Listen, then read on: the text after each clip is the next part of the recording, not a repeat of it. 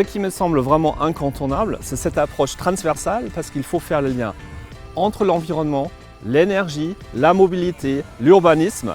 Et cette approche vraiment intégrée est incontournable pour répondre aux enjeux de demain, à la transition écologique et surtout d'assurer une qualité de vie de nos citoyens.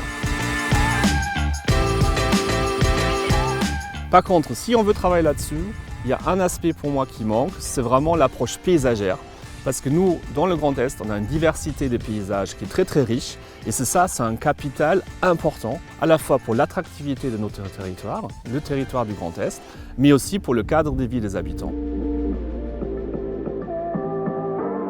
Le SRADET fixe aussi des lignes en matière de consommation foncière.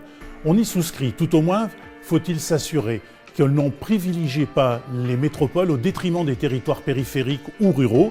C'est pour nous important au niveau de l'égalité des territoires et on attend effectivement que le Conseil régional soit sensible à cette égalité des territoires.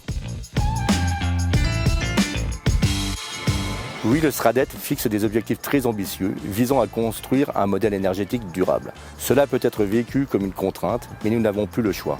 Chacun peut et doit, à son niveau, contribuer à la lutte contre le changement climatique, qui est l'enjeu majeur du XXIe siècle. La nouvelle loi climat qui demande une division par deux de l'artificialisation entre 2021 et 2031 crée bien sûr un nouvel objectif. La marche est haute et les délais sont courts. Dans ces conditions, il faut trouver une bonne coopération entre le SRADET et les territoires, et notamment par le biais d'une territorialisation de la politique au niveau de la région. Vous l'avez noté, les acteurs des territoires ont parfaitement compris les enjeux du SRADET, même s'ils en mesurent quelques difficultés.